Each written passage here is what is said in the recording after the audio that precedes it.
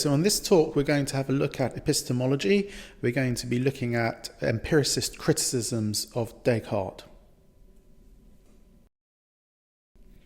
We're specifically going to look at empiricist criticisms of the cogito.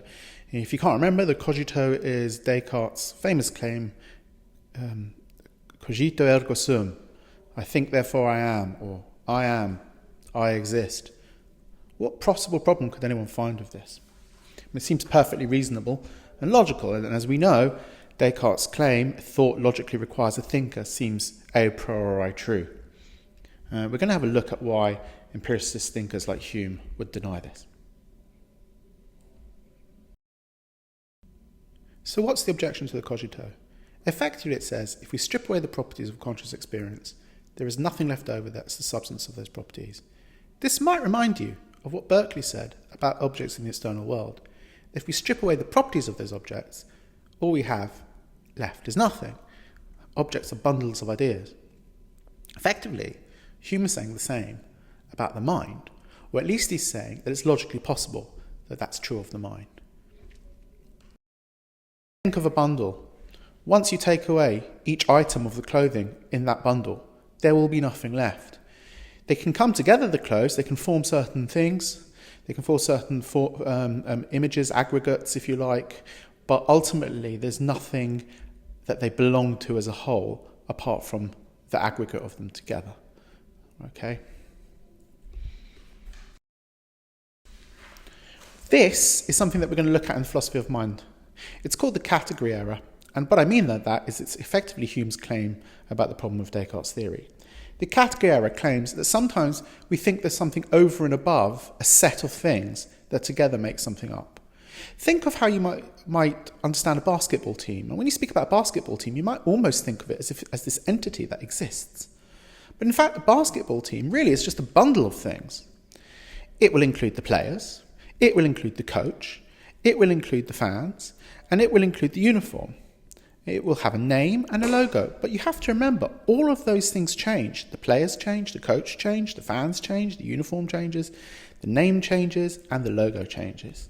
Indeed, there is no substance that is the same through the history of the basketball team. What there is a name that we attach to a bundle of different things that come together, or that can be brought together and be thought of as existing. But it's not an entity. It's not an entity in the same way, for example, that you might think a chair is an entity. Okay? And the same claim is effectively being applied to consciousness. Imagine you're looking at a beautiful garden, right? There's a stream, right? There's a stream of consciousness there. There's experiences that indicate there's a persistent substance that stays the same underneath the changes. But there's nothing in that stream, Hume says, if you actually look at it, that indicates there's anything more than just all the things put together.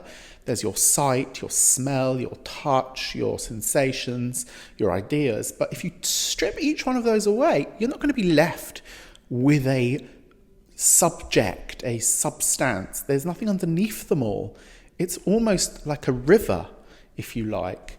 A river of a stream of experiences that make up our consciousness. And therefore, because there isn't any specific thing that underlies all of that, Hume just simply denies that there is a subject. He even claims, he might go so far as to claim, that there's just a series of thoughts going on from one to the other. We can't know that there is anything over and above those thoughts. We might think underneath them. Now, Descartes can respond to that. Descartes can say, look, even if there is just a thought or a series of separate thoughts, they don't float around. Even if thought only lasts an instant, it can't be floating in the open air, so to speak. There must be a thinker to attach to it, even if it's just for an instant, right? There's a thinker for that instant in that thought, because the very idea of a thought implies a thinker. I think Descartes can do that. I think quite reasonably he can claim that there is, even if for only a moment, a thinker. And that's perhaps all it's perhaps all he needs.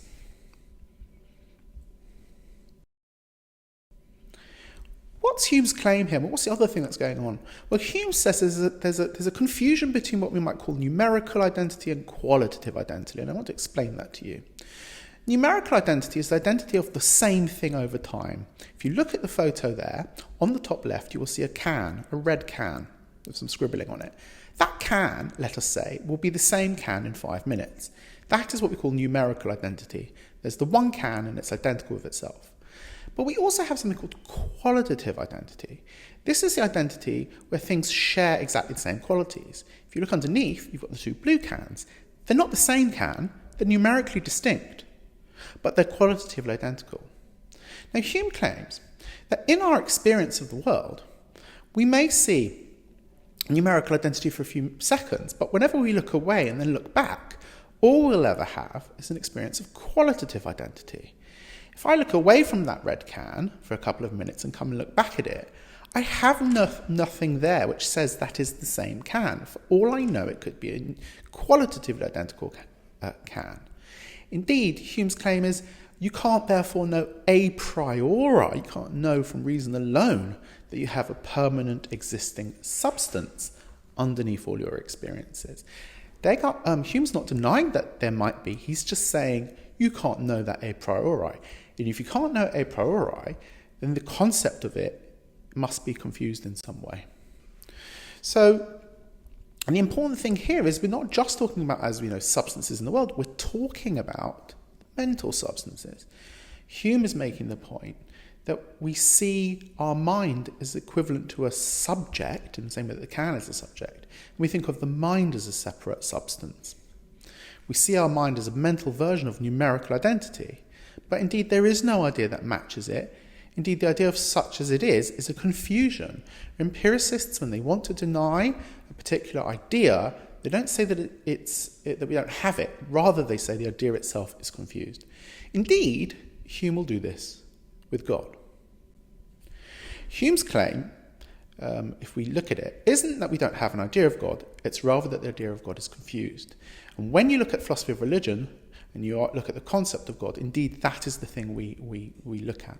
Is the concept of God coherent? Now, I won't go into that in great detail now, but it's worth remembering that when Hume or the empiricists deny some idea that the rationalists claim that we have a priori, they usually or often claim there's a confusion going on.